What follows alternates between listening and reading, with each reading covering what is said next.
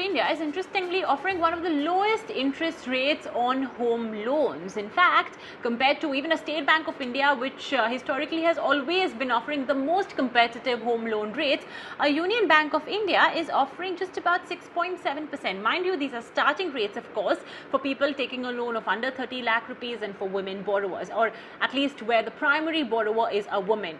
Then we have an LIC Housing Finance also that's offering 6.9%, SBI 6.95%, and HDFC Limited as well offering a 6.95%. So interestingly, Union Bank of India, at least right now, is offering one of the lowest home loan interest rates.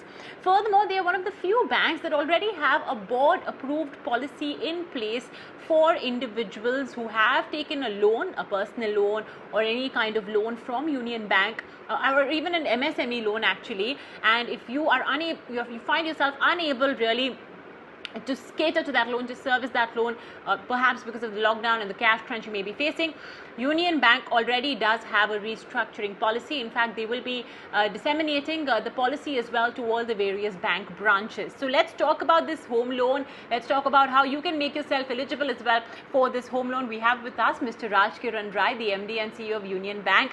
Mr. Rai, appreciate you joining us today on ET Now. Could you start by talking to us about this home loan? I mean, I'm sure you may be having a very stringent criteria as well that the borrower may have to sort of meet to be able to take this loan. So if you could talk to us about that and about this home loan as well. Actually, the housing loan portfolio has traditionally very low NPAs. So, and to activate the market actually is because the fund cost, incremental fund cost is very low today. So we thought, why not offer it to these customers? So, and since it is a benchmark to external benchmark, so housing loan, so we thought let us offer this to our customers. So, but then we have a rating mechanism. So, and women beneficiaries, we have advantage. So this rate of 6.7 is applicable beyond a particular cutoff point. But then this is a we thought this is a good product to offer to our customers. So I am also seeing a lot of traction. Actually, we need to say that. Tier 2, Tier 3 cities, the housing loan sanctions are really taking off. So it may not reflect in the credit numbers now because they are just taking the sanctions. So disbursements will take some time. But I'm very sure this will take off. And I think we are seeing historically low interest rates. And these rates are going to sustain for some time. I think it's a good time for people to come back and take their dream houses. Well, I'm sure a lot of our viewers who already may be paying down their home loans will be very interested in knowing if, they can sort of switch over probably to what you are offering, which obviously is a floating rate. So although if someone's a fixed rate borrower, they would all the more want to switch over to a rate like this because interest rates are on their way down. So if someone wants to switch over, any costs that Union Bank would charge in terms of processing, etc., and how would the whole process be? How swift is it? We are doing a drive. Actually, we are offering to the customers who are in other bank to shift our bank. There are no charges. Actually, we don't charge. Even we have waived the processing charges now. So people can just switch over. So, and there is a process. Actually, I am operating with more than 100 union loan points, which are basically the retail processing points across the country. So, and I also have a marketing team, and we are running a campaign. So people who are stuck at 8.5% kind of rates, they can straight away come to our bank at 6.7, 6.8 rates, and it saves substantially on the EMI. So we are running a campaign, and customers can switch without any cost.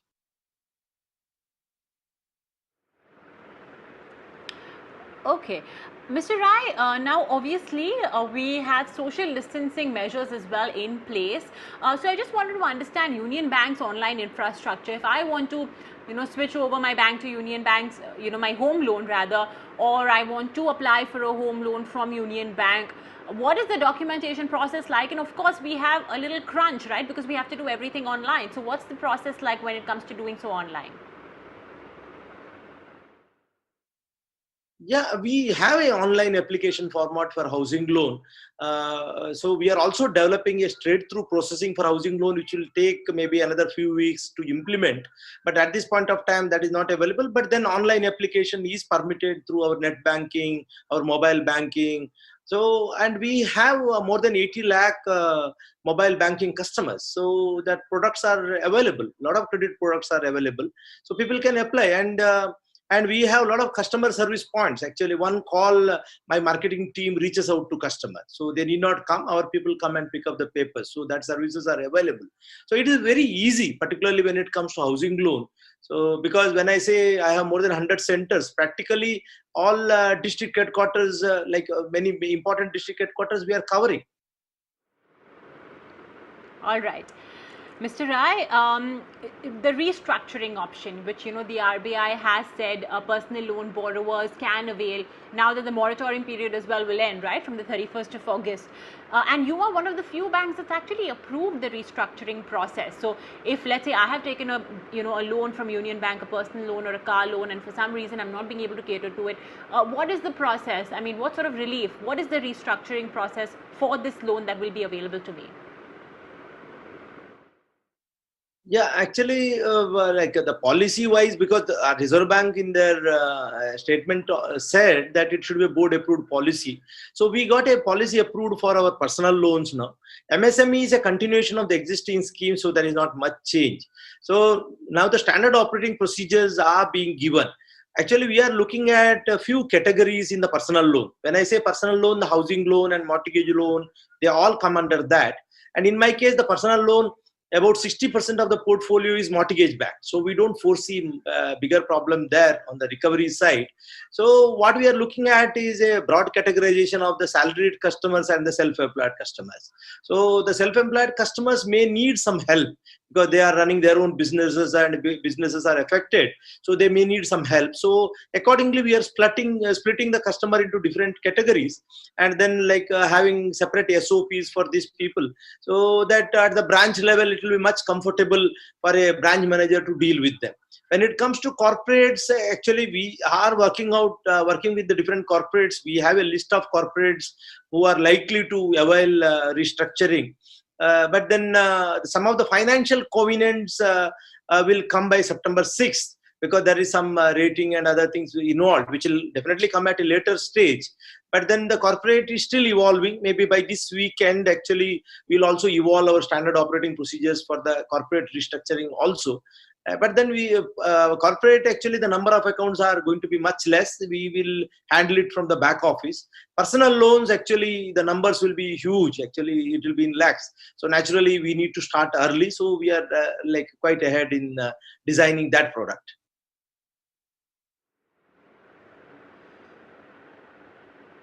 All right, Mr. Rai. Now, a lot of people are still contemplating whether they should, buy a house, take a loan and buy a house right now, or no. So, and a lot of it also hinges on interest rates. So, what is your view, Mr. Rai? Do you think that the home loan rates could perhaps go down even further? Because the RBI, yes, they have maintained an accommodative stance, but they are saying, look, inflation as well is a problem. Yeah, interest rates may stabilize around these rates for some time, but actually, see, the perception of the market is because of Reserve Bank pausing for for a while, so because of the inflation. So now we need to understand that this kind of inflation may not stay for long. It may be a supply chain disruption effect, or we do not know. We do not have enough data points to talk about it at this point of time. But as the inflation stabilizes, rate cuts may resume. So we are not still at the end of the rate cut cycle.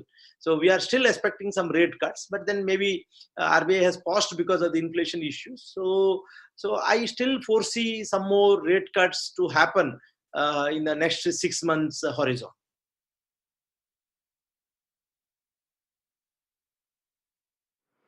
All right. Okay, Mr. Rai, really appreciate you joining us today on ET Now and, sharing with us all of that information. Thank you once again.